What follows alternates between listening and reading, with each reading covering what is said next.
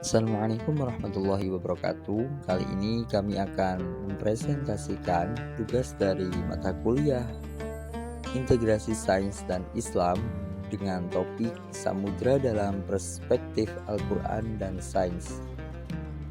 Mata kuliah ini diampu oleh Ibu Profesor Dr. Kartini MPD. Perkenalkan, kami dari kelompok 5 dengan anggota kelompok saya sendiri Ibnu Fatih Nurzaki dan rekan saya yaitu Linda Safitri. Baik, kali ini ada daftar bahasan dari beberapa pembahasan yang akan kita bahas di kesempatan kali ini. Yang pertama yaitu ada penciptaan samudra, di bab kedua yaitu peran laut untuk kehidupan bumi, bab 3 laut sebagai tanda kemahakuasaan Allah, yang keempat laut sebagai rahmat Allah, dan yang terakhir yaitu bencana kelautan. Oke, langsung saja masuk ke pembahasan yang pertama yang akan dibahas oleh saya sendiri, yaitu tentang penciptaan samudra. Nah, laut itu terbentuknya berhubungan erat dengan proses terbentuknya bumi. Ada 3 teori soal asal mula air di bumi. Yang pertama yaitu air itu berasal dari gas yang terlepas saat bumi terbentuk. Yang kedua yaitu air terbentuk berbarengan dengan material dari luar angkasa. Yang ketiga yaitu air dibawa oleh komet atau asteroid yang menghantam bumi setelah proses pembentukan selesai. Nah, setelah bumi terbentuk, laut mulai muncul sekitar 50 juta tahun kemudian. Prosesnya dimulai dari pelepasan gas dari dalam bumi, pemanasan karena gas CO2, dan terjadinya kondensasi yang memicu hujan deras selama jutaan tahun. Setelah itu, lingkungan mulai stabil sehingga memungkinkan kehidupan berkembang. Nah, pergerakan gerak bumi ini dijelaskan dalam teori lempeng tektonik. Pergerakan lempeng ini membentuk struktur dasar samudra seperti punggungan samudra, palung laut, dan gunung api bawah laut. Nah, menariknya fenomena ini dibahas dan diisyaratkan dalam Al-Quran, misalnya dalam surat Al-Mu'minun ayat 18 yang berartikan, dan kami turunkan air dari langit menurut suatu ukuran, lalu kami jadikan air itu menetap di bumi, dan sesungguhnya kami benar-benar berkuasa menghilangkannya. Nah, ayat ini sudah jelas menggambarkan bagaimana air diturunkan dengan ukuran yang tepat dan menjadikan bagian-bagian penting dari kehidupan di bumi. Selain itu ada 2 ayat selanjutnya, yaitu surat Al-Anbiya dan surat At-Tur. Surat Al-Anbiya yang berartikan, dan apakah orang-orang yang kafir tidak mengetahui bahwa langit dan bumi itu keduanya dahulu adalah sesuatu yang padu. Kemudian kami pisahkan antara keduanya, dan dari air kami jadikan segala sesuatu yang hidup, maka mengapa mereka tidak beriman? Nah, ayat ini menunjukkan bahwa air adalah sumber kehidupan dan bahwa bumi dan langit awalnya bersatu sebelum terpisah. Selain itu ada surat At-Tur ayat 6 yang berartikan yaitu dan laut yang di dalam tanahnya ada api. Ayat ini mengisyaratkan adanya gunung api bawah laut yang sesuai dengan konsep punggungan samudra dan aktivitas vulkanik di dasar laut seperti yang dijelaskan dalam teori lempeng tektonik. Jadi bisa kita lihat bahwa ilmu pengetahuan modern mengenal pembentukan laut dan pergerakan gerak bumi ternyata sudah selaras dengan petunjuk dalam Al-Quran. Hal ini menunjukkan keselarasan yang luar biasa antara ilmu sains dan Al-Quran. Pada awalnya alam semesta termasuk samudra mengalami proses penciptaan yang panjang dan bertahap. Permukaan bumi pada awalnya hanya terdiri dari satu benua raksasa yang disebut Pangea dan satu samudra luas yang disebut Pantalasa. Namun sekitar 250 juta tahun yang lalu, Pangea mulai terpecah akibat pergerakan lempeng tektonik. Proses ini menghasilkan benua-benua baru dan membentuk samudra seperti Samudra Atlantik dan Samudra Hindia. Selain itu, terdapat Laut Tethys yang dahulu membentang sangat luas, namun sekarang hanya tersisa dalam bentuk Laut Tengah, Laut Hitam, Laut Asia, dan Laut Aral.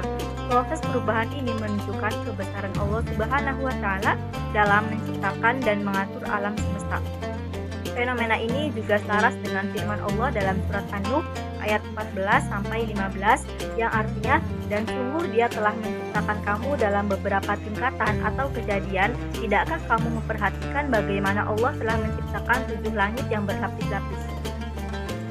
Laut Merah dan Laut Mati merupakan dua laut yang memiliki keunikan serta kisah sejarah dalam Al-Quran. Nah, Laut Merah disebut dalam Al-Quran terkait tenggelamnya Fir'aun dan pasukannya, seperti dalam surat Al-Baqarah ayat 50 dan yang artinya yaitu, dan ingatlah ketika kami membelah lautan untukmu, lalu kami menyelamatkan kamu dan kami tenggelamkan Fir'aun dan pengikut-pengikutnya. Nah, sedang kamu menyaksikan.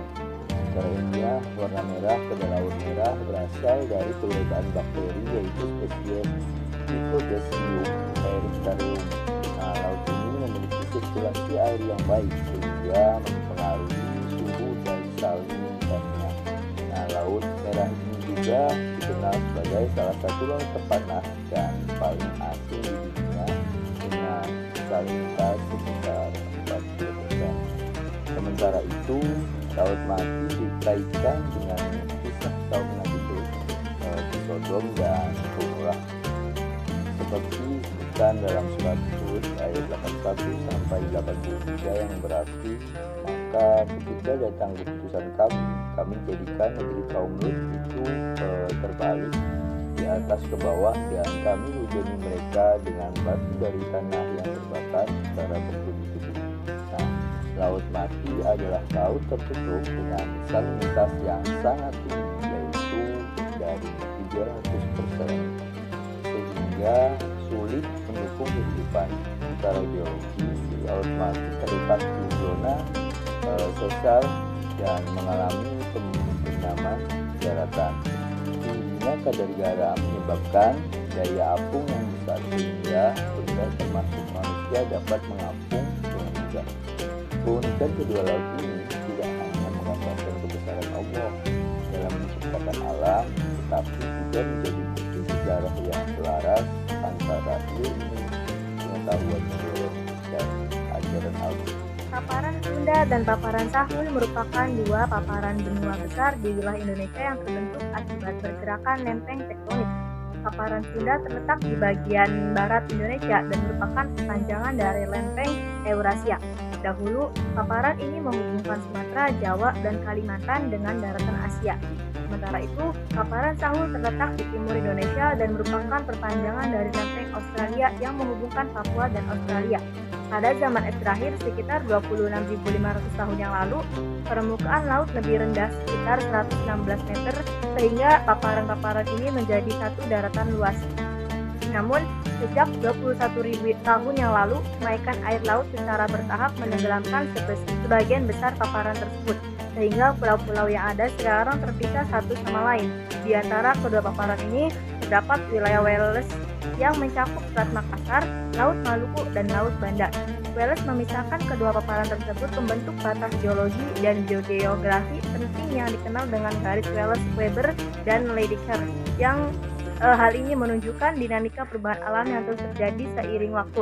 Fenomena perubahan alam yang dinamis ini telah diisyaratkan dalam surat Al-Infitor pada ayat 3, dan apabila lautan meluap, ayat ini menggambarkan bagaimana laut bisa meluap dan menenggelamkan daratan. Sejalan dengan fenomena kenaikan permukaan laut yang mengakibatkan tenggelamnya sebagian besar paparan Sunda dan Sahul, hal ini menunjukkan keselarasan antara ilmu pengetahuan modern dan petunjuk Al-Quran. Selanjutnya yaitu Selat Sunda, Selat Makassar, dan Laut Banda. Tiga yang disebutkan merupakan bagian dari dinamika geologi Indonesia yang terbentuk akibat pergerakan lempeng tektonik. Nah, Selat Sunda terbentuk akibat pergerakan lempeng Sumatera dan lempeng Jawa selama jutaan tahun. Nah, proses pergerakan kerak bumi menyebabkan terbentuknya lembah laut dan munculnya aktivitas vulkanik seperti Gunung Krakatau. Hal ini menunjukkan adanya proses tektonik aktif yang membentuk batu. Sementara itu, Selat Makassar muncul sekitar 63 tahun yang lalu akibat pemisahan Kalimantan dan Sulawesi. Nah, pergerakan lempeng menyebabkan terbentuknya cekungan laut yang kini menjadi jalur laut utama di wilayah tersebut. Selat ini penting secara geostrategis karena menghubungkan laut Sulawesi dan Laut Jawa. Akan tetapi di sisi lain, Laut Banda masih menjadi perdebatan ilmiah terkait usia dan asal-usulnya, apakah berasal dari Samudra Hindia ataupun dari Samudra Pasifik. Kedalaman laut yang ekstrim menunjukkan kompleksitas geologi Indonesia bagian timur. Hal ini menggambarkan bahwa proses pembentukan wilayah laut di Indonesia sangat beragam dan dinamis. Fenomena ini berjalan dengan firman Allah dalam surat An-Naml ayat 88 yang berbunyi, Bismillahirrahmanirrahim, Watarul jibala tahsabuha jamidatan wa hiya tamurru ma'as sahab Subhanallahilladzi atqana kulla syai' innahu khabirun bima ta'malun, yang artinya yaitu, dan kamu lihat gunung-gunung itu, kamu sangka dia tetap di tempatnya, padahal dia berjalan seperti jalannya awan. Nah, ayat ini menggambarkan bahwa gunung-gunung dan daratan mengalami pergerakan layaknya awan, selaras dengan konsep pergerakan lempeng tektonik yang membentuk selat dan laut di Indonesia. Hal ini menunjukkan keselarasan antara ilmu pengetahuan modern dan ayat Al-Quran. Laut memiliki peran penting dalam awal kehidupan di bumi. Al-Quran dengan tegas menyatakan bahwa segala kehidupan berasal dari air, seperti dalam surat Al-Anbiya ayat 30, dan dari air kami jadikan segala sesuatu yang hidup. Maka mengapa mereka tidak beriman? Selain itu dalam surat An-Nur ayat 45 Allah juga berfirman, dan Allah telah menciptakan semua jenis hewan dari air, juga dalam surat Al-Furqan ayat 54, yang artinya, dan dia pula yang menciptakan manusia dari air, lalu dia jadikan manusia itu mempunyai keturunan dan musyawarah. Ayat-ayat ini menunjukkan bahwa air merupakan sumber utama kehidupan. Sejalan dengan temuan ilmiah modern, secara ilmiah fosil mikroorganisme tertua ditemukan dalam batuan berusia 3,4 miliar tahun, menunjukkan bahwa kehidupan awal terjadi di laut. Salah satu mikroorganisme pertama adalah ganggang biru hijau atau cyanobacteria yang mampu melakukan fotosintesis meskipun hidup dalam kondisi yang ekstrim. Pada masa awal bumi, suhu sangat tinggi, atmosfer tidak mengandung oksigen, dan aktivitas vulkanik sangat dominan. Penelitian terbaru menunjukkan bahwa kehidupan kemungkinan besar bermula di lingkungan laut. Sebelum daratan bisa mendukung kehidupan, hal ini memperkuat pemahaman bahwa laut bukan hanya sumber kehidupan, tetapi juga tempat pertama kali muncul di bumi. Keselarasan antara ilmu pengetahuan modern dan Al-Quran ini menunjukkan kebesaran Allah dalam menciptakan kehidupan. Laut merupakan penyimpan utama air di bumi dengan jumlah mencapai 97% dari total air yang ada di bumi. Nah, laut berperan penting dalam daur air yang terjadi melalui proses evaporasi, kondensasi, dan presipitasi. Proses ini menjaga keseimbangan air di atmosfer dan daratan, sehingga memungkinkan terbentuknya hujan, sungai, danau, serta menopang kehidupan di darat. Nah, energi matahari berperan sebagai penggerak utama daur air, menguapkan air laut menjadi uap air yang kemudian membentuk awan dan turun sebagai hujan. Selain itu, proses daur air ini juga mengakibatkan perubahan bentuk daratan melalui erosi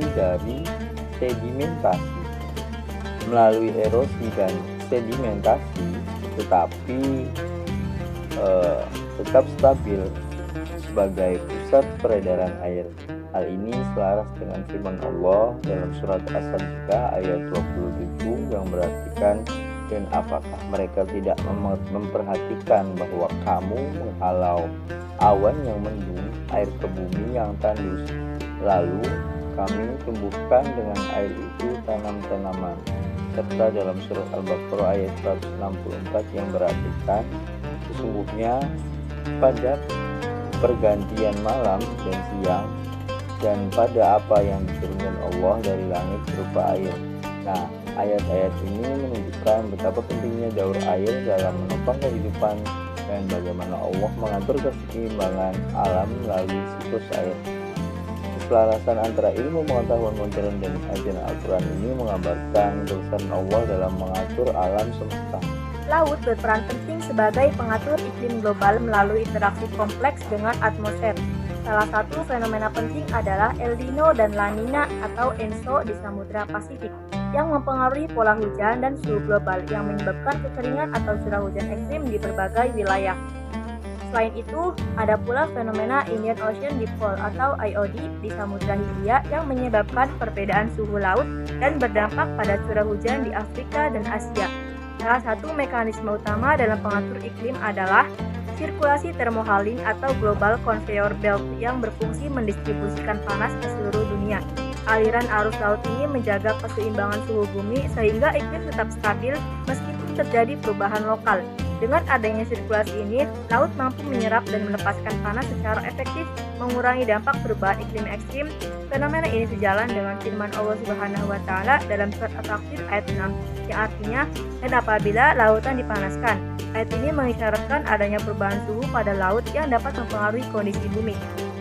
Keselarasan antara ilmu pengetahuan modern dan ayat Al-Quran ini menunjukkan bahwa laut bukan hanya sekedar penyimpanan air, tetapi juga sebagai pengatur iklim global yang penting bagi kehidupan. Fenomena batas dua laut merupakan dan kekuasaan Allah yang telah disebutkan dalam Al-Quran jauh sebelum ilmu pengetahuan menemukannya.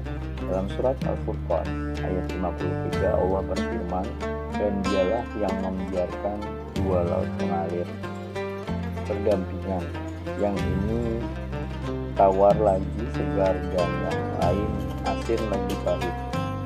Dan dia jadikan antara keduanya dinding dan batas yang menghalangi." Begitu pula dalam surah Ar-Rahman ayat 19-20 yang berartikan dia membiarkan dua laut mengalir yang keduanya kemudian bertemu, antar keduanya ada batas yang tidak dilampaui masing-masing. Nah, ilmuwan menemukan bahwa fenomena ini terjadi karena adanya batas yang memisahkan dua laut dengan karakteristik yang berbeda seperti salinitas, suhu, dan densitas. Salah satu contohnya adalah di Selat Gibraltar, di mana Laut Tengah yang berasa asin bertemu dengan Laut Atlantik yang terasa kurang asin, sehingga air asin tenggelam ke lapisan bawah. Nah, fenomena ini serupa juga terjadi di muara sungai dan fjord, di mana air tawar mengalir di atas air asin karena perbedaan densitas. Sementara itu di Samudra Pasifik dan Laut Cina Selatan, perbedaan salinitas menyebabkan terbentuknya batas laut vertikal. Fenomena ini menunjukkan adanya keseimbangan alam yang telah diciptakan oleh Allah, menguatkan bukti bahwa segala sesuatu di bumi ini diatur dengan bijaksana olehnya. Fenomena ombak di atas ombak merupakan tanda kekuasaan Allah yang disebutkan dalam Al-Quran. Dalam surat An-Nur ayat 40 Allah berfirman, "Atau seperti gelap gulita di lautan yang dalam yang diliputi oleh ombak, di atasnya ombak pula, di atasnya lagi awan." Ayat ini menggambarkan keberadaan gelombang bertingkat yang terjadi di laut dalam, suatu fenomena yang baru dipahami dalam ilmu pengetahuan modern. Secara ilmiah, terdapat dua jenis gelombang utama di laut, yaitu gelombang permukaan dan gelombang internal. Gelombang permukaan terbentuk akibat energi angin yang ditransfer ke permukaan laut, menghasilkan gelombang yang disebut sea, masih dalam pengaruh angin, dan swell bergerak ke pantai. Sementara itu, gelombang internal terjadi di bawah permukaan laut akibat gangguan pada lapisan air dengan densitas yang berbeda, seperti di estuari dan perairan dengan bukit bawah laut. Contoh fenomena ini terjadi di Selat Lombok dengan tinggi gelombang internal mencapai 150 meter yang memengaruhi navigasi dan anjungan lepas pantai. Selain itu, fenomena Deepwater di Laut Arktik disebabkan oleh gelombang internal yang menghambat pergerakan kapal. Fenomena ombak bertingkat ini menunjukkan kebesaran Allah dalam menciptakan alam dengan segala fenomena yang luar biasa dan penuh hikmah. Fenomena api di bawah dasar laut merupakan tanda kebesaran Allah yang disebutkan dalam surah At-Tur ayat 6 yang berbunyi, "Bismillahirrahmanirrahim, wal bahril masjur," yang berartikan yaitu dan laut yang di dalam tanahnya ada api. Ayat ini menggambarkan adanya api di dasar laut yang kini terbukti secara ilmiah melalui penemuan gunung api di bawah laut dan ventilasi hidrotermal di berbagai wilayah samudra. Fenomena ini terjadi pada hubungan tengah samudra akibat pergerakan lempeng tektonik, sehingga magma naik ke lantai samudra dan menciptakan gunung api bawah laut. Beberapa contoh fenomena ini ditemukan di Laut Banda, Laut Maluku, serta Laut Sulawesi, di mana ventilasi hidrotermal aktif menghasilkan mineral berharga seperti emas, tembaga, dan nikel. Nah, di sekitar ventilasi hidrotermal tersebut terdapat kehidupan ekstrim dari bakteri Archaea yang melakukan komunitesis untuk membentuk rantai makanan dalam. Bakteri ini mampu memanfaatkan senyawa kimia sebagai sumber energi, menggantikan peran fotosintesis di lingkungan yang gelap dan panas. Nah, fenomena ini juga menunjukkan kebesaran dan kekuasaan Allah dalam menciptakan alam dengan segala keunikan dan keteraturannya. Penemuan ilmiah yang membuktikan kebenaran ayat Al-Quran ini semakin memperkuat keyakinan akan kebesarannya. Fenomena laut berlapis-lapis disebutkan dalam Al-Quran pada surat An-Nur ayat 40, yang artinya atau seperti gelap gulita di lautan yang dalam yang diliputi oleh ombak, di atasnya ombak pula, di atasnya lagi awan. Gelap gulita yang tindih bertindih, apabila dia mengeluarkan tangannya, tiadalah dia dapat melihatnya. Ayat ini menggambarkan kegelapan yang berlapis-lapis di laut dalam, yang baru dapat dipahami secara ilmiah pada masa modern. Secara ilmiah, laut terbagi menjadi beberapa lapisan berdasarkan karakteristik fisik seperti temperatur atau termoklin, salinitas atau haloklin, dan densitas atau piknoklin. Lapisan-lapisan ini terbentuk karena perbedaan suhu dan kadar garam yang menyebabkan variasi densitas air laut. Perbedaan densitas ini pula yang menciptakan gelombang internal seperti yang ditemukan di Selat Lombok. Selain itu, berdasarkan intensitas cahaya, laut terbagi menjadi 3 zona utama. Yang pertama yaitu zona epotik, 0 sampai 80 meter. Mendapat cukup sinar matahari memungkinkan terjadinya fotosintesis, sehingga menjadi habitat bagi fitoplankton dan organisme fotosintetik lainnya. Lalu yang kedua, ada zona dipotik, 80 sampai 200 meter. Cahaya mulai berkurang drastis. Kehidupan lebih terbatas dengan spesies yang mampu beradaptasi terhadap pencahayaan yang rendah. Lalu yang ketiga ada zona apotik, kurang 200 meter, tidak ada cahaya sama sekali. Kondisi gelap total dihuni oleh organisme yang memanfaatkan kemosintesis atau menggunakan bioluminescensi sebagai sumber cahaya. Fenomena laut berlapis-lapis ini menunjukkan betapa maha kuasanya Allah atau maha sempurnanya Allah dalam menciptakan dan mengatur alam semesta ini. Struktur lapisan ini menjaga keseimbangan ekosistem laut yang mendukung keberagaman kehidupan pada berbagai kedalaman di laut. Fenomena laut sebagai sumber penghidupan manusia tercermin dalam kekayaan alam dan manfaatnya bagi kehidupan. Nah, laut menjadi pusat peradaban sejak zaman dahulu karena menyediakan sumber daya yang melimpah dan mendukung pertumbuhan kota-kota besar di pesisir. Di Indonesia, sekitar 60% penduduk tinggal di pesisir dan bergantung pada laut sebagai mata pencahariannya, seperti nelayan, pembudidaya mutiara, ataupun pedagang hasil laut. Nah, laut menyediakan berbagai sumber daya ekonomi yang sangat bernilai, mulai dari ikan, kerang mutiara, alga, spong, hingga teripang. Nah, produk-produk laut seperti omega 3 dari ikan dan spirulina memiliki manfaat medis dan kesehatan yang terbukti secara ilmiah. Selain itu, laut juga menyimpan mineral berharga termasuk emas, tembaga, seng dari ventilasi hidrotermal. Namun, pemanfaatan laut saat ini baru sekitar 8% dari total luas laut di dunia, sehingga masih banyak potensi yang belum tergali. Nah, tantangan untuk kita ke depannya adalah bagaimana melakukan eksplorasi secara bijak dan berkelanjutan agar tidak merusak ekosistem laut. Oleh karena itu diperlukan teknologi modern dan pengelolaan yang cermat agar laut tetap menjadi rahmat Allah yang memberikan kesejahteraan bagi umat Laut manusia. sebagai sarana transportasi telah ada sejak zaman kuno dan terus berkembang hingga kini. Laut menghubungkan berbagai benua dan pulau, memudahkan mobilitas manusia dan perdagangan antar wilayah. Sifat kohesif air laut memungkinkan kapal dan perahu melaju dengan stabil di permukaannya, sehingga sejak dahulu kala laut dimanfaatkan sebagai jalur perdagangan, transportasi, dan eksplorasi. Indonesia sebagai negara maritim memiliki sejarah panjang dalam transportasi laut. Salah satunya dengan armada Sriwijaya yang menguasai jalur perdagangan di Asia Tenggara pada masa kejayaannya. Hal ini menunjukkan bahwa laut bukan hanya sumber daya alam tetapi juga sarana konektivitas dan kekuatan ekonomi. Seiring perkembangannya zaman, teknologi kapal juga semakin canggih, mulai dari perahu layar tradisional hingga kapal selam dan kapal bertenaga nuklir yang digunakan untuk eksplorasi, pertahanan, dan logistik global. Hingga kini, laut tetap menjadi jalur transportasi utama untuk mengangkut barang dalam jumlah yang besar atau banyak, mendukung ekonomi dunia melalui jalur pelayaran internasional. Fenomena energi laut sebagai sumber energi alternatif merupakan upaya manusia dalam memanfaatkan kekayaan alam secara efisien dan ramah lingkungan. Di tengah meningkatnya kebutuhan energi global, laut menawarkan berbagai potensi energi terbarukan yang melimpah.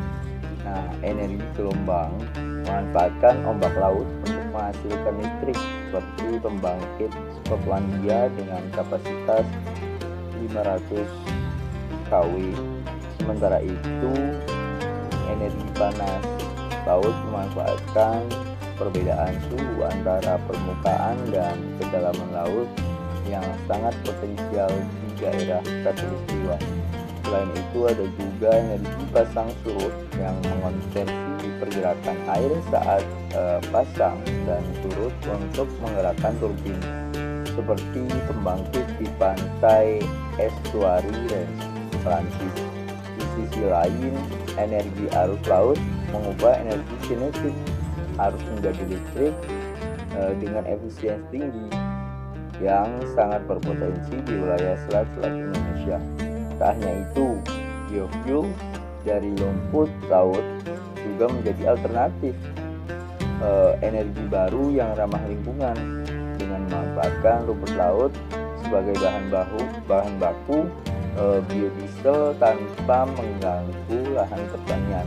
Hal ini menunjukkan bahwa laut bukan hanya sebagai sumber kehidupan, tetapi juga laut bisa menjadi sebagai sumber energi yang tak ternilai, sebagai bukti kebesaran dan rahmat Allah bagi umat manusia. Sebagai potensi bencana merupakan realitas yang tidak dapat diabaikan meskipun laut menyimpan banyak manfaat bagi kehidupan manusia. Beberapa fenomena alam dan aktivitas manusia dapat menyebabkan kerusakan besar dan mengancam keberlangsungan hidup. Yang pertama yaitu bencana alam. Gelombang besar, tsunami, dan badai pantai merupakan ancaman serius yang dapat menghancurkan pemukiman pesisir dan ekosistem laut. Pencemaran laut akibat tumpahan minyak juga merusak kehidupan biota laut dan rantai makanan. Lalu yang kedua ada dampak perbuatan manusia. Aktivitas seperti perusakan hutan bakau, pembuangan limbah beracun, illegal logging, dan perusakan terumbu karang memperburuk kondisi lingkungan laut. Hal ini meningkatkan kerentanan wilayah pesisir terhadap bencana alam seperti banjir rob dan abrasi. Yang ketiga ada global warming. Pemanasan global menyebabkan kenaikan suhu laut dan permukaan air yang dapat menenggelamkan pulau kecil dan garis pantai.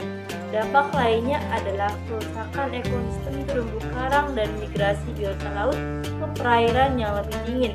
Lalu yang keempat ada ketidakberdayaan manusia. Meskipun teknologi semakin canggih, manusia masih sulit memprediksi bencana kelautan secara akurat. Kurangnya kesadaran dalam menjaga kelestarian lingkungan akan memperparah kerusakan dan resiko bencana yang akan datang. Semua fenomena ini mengajarkan pentingnya menjaga keseimbangan alam dan bertanggung jawab terhadap lingkungan laut sebagai bentuk syukur atas nikmat yang diberikan oleh Allah Subhanahu wa Ta'ala. Gelombang badai merupakan fenomena peningkatan tinggi gelombang laut yang disebabkan oleh badai besar atau angin kencang, terutama di wilayah pesisir. Gelombang badai ini dapat mengakibatkan kerusakan parah pada infrastruktur dan lingkungan pesisir. Terdapat 3 jenis utama gelombang badai, diantaranya yaitu storm surge.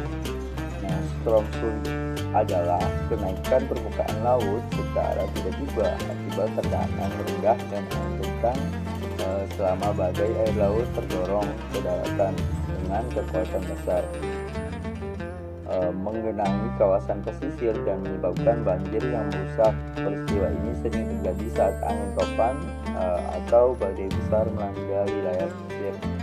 Yang kedua yaitu storm tide. Nah, storm tide ini merupakan kombinasi antara storm surge dan pasang laut tinggi menghasilkan gelombang badai dengan ketinggian mencapai 4-5 meter atau lebih. Nah, gelombang ini dapat merusak infrastruktur pesisir seperti pelabuhan, jembatan, pemukiman.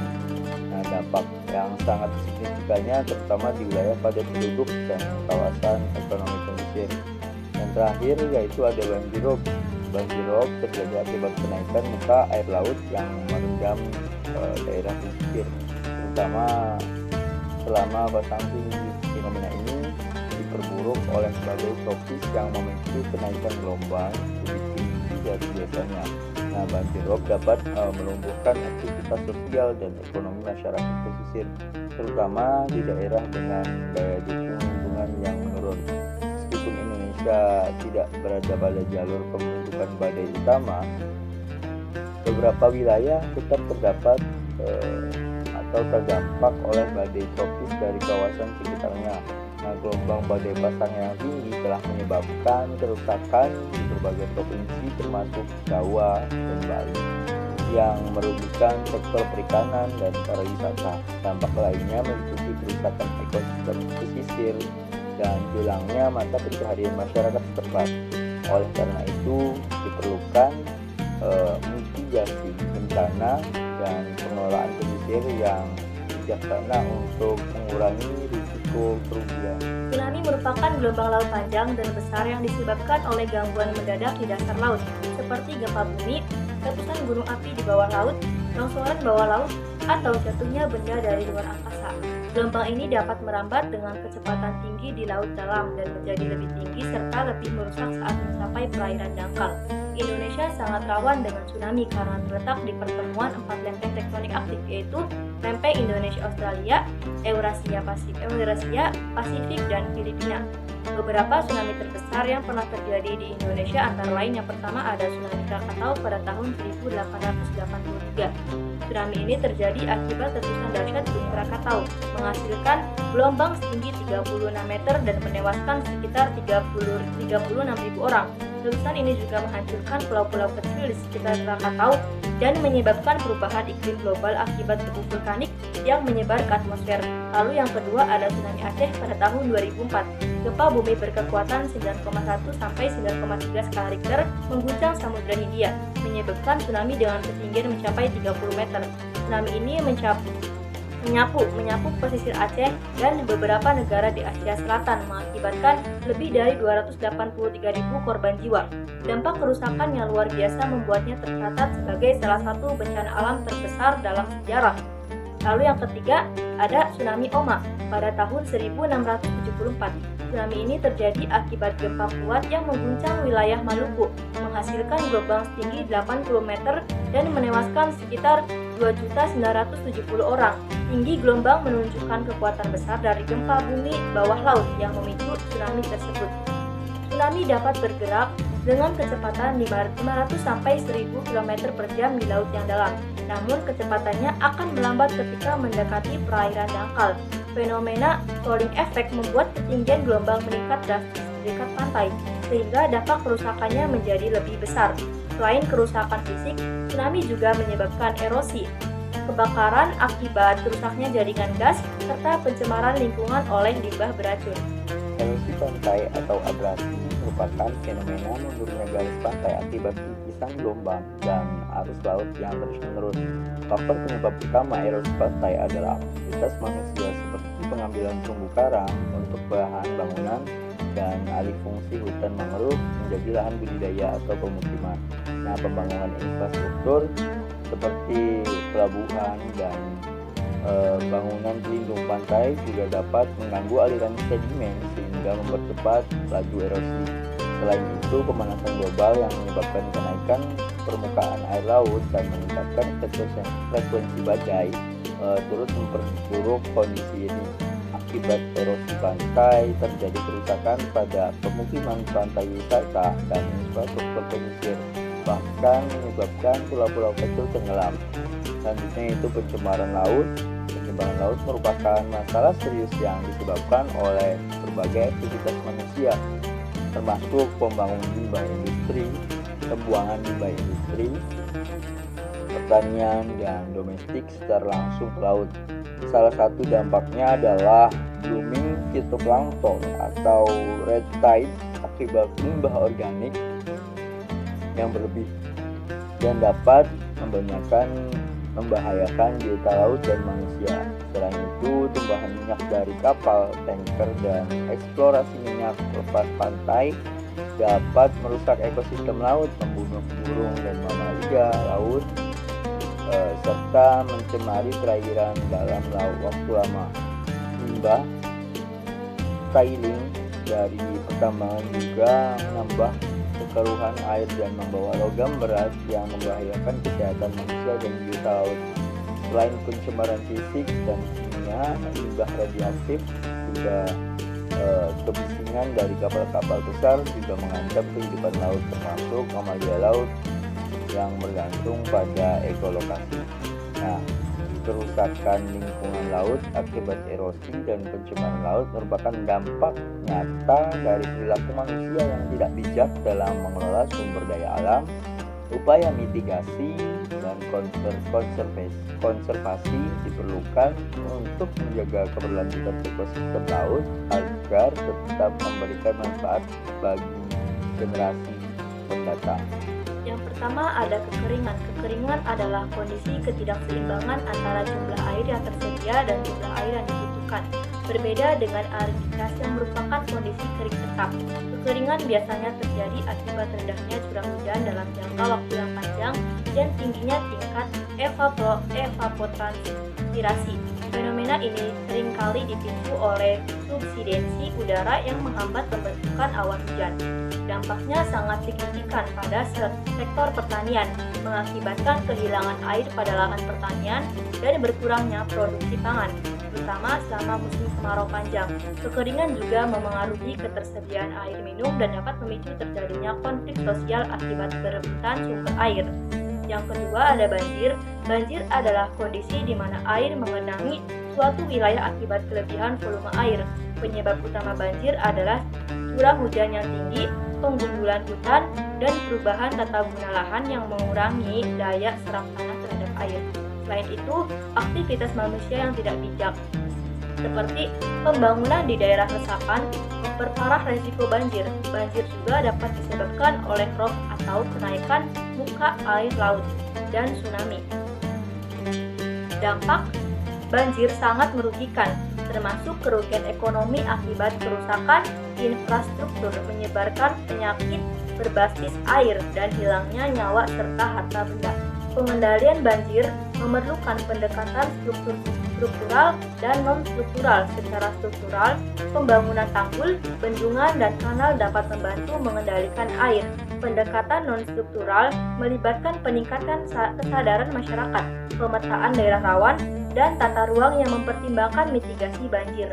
Teknologi mutakhir seperti remote sensing atau RS dan Geographic Information System atau GIS digunakan untuk memantau bencana secara real time dan membantu pengambilan keputusan secara cepat. Lalu ada teknologi mitigasi. Pemanfaatan teknologi seperti RS dan GIS sangat penting dalam memantau perubahan iklim dan kejadian bencana secara akurat. Kedua teknologi ini dapat memprediksi potensi banjir dan kekeringan sehingga membantu pemerintah dan masyarakat dalam mempersiapkan langkah antisipatif. Indonesia sebagai negara dengan resiko bencana iklim tertinggi akibat fenomena El Nino dan La Nino membutuhkan sistem penanganan bencana yang komprehensif dan terintegrasi. Jadi, samudra dalam perspektif Al-Quran dan sains merupakan bukti kebesaran Allah Subhanahu wa Ta'ala serta menunjukkan keterkaitan antara wahyu dan ilmu pengetahuan. Al-Quran menggambarkan fenomena kelautan seperti batas dua laut, ombak di atas ombak, api di bawah dasar laut, dan laut berlapis-lapis yang sejalan dengan penemuan ilmiah modern. Selain itu, laut sebagai sumber kehidupan, pusat pengaturan iklim, dan energi menunjukkan bagaimana Allah menciptakan samudra sebagai rahmat bagi umat manusia. Namun, laut juga menjadi potensi bencana seperti gelombang badai, tsunami, erosi pantai, dan pencemaran laut yang mengingatkan manusia akan tanggung jawab menjaga kelestariannya. Integrasi sains dan Islam menguatkan keyakinan bahwa ilmu pengetahuan sejati tidak bertentangan dengan ayat-ayat Allah, melainkan mempertegas kebesarannya dalam menciptakan alam semesta. Alangkah baiknya kita menjaga alam sebagaimana alam menjaga kita. Sekian presentasi dari kelompok kami. Kurang-kurangnya mohon maaf. Wabillahi taufiq wal hidayah. Wassalamualaikum warahmatullahi wabarakatuh.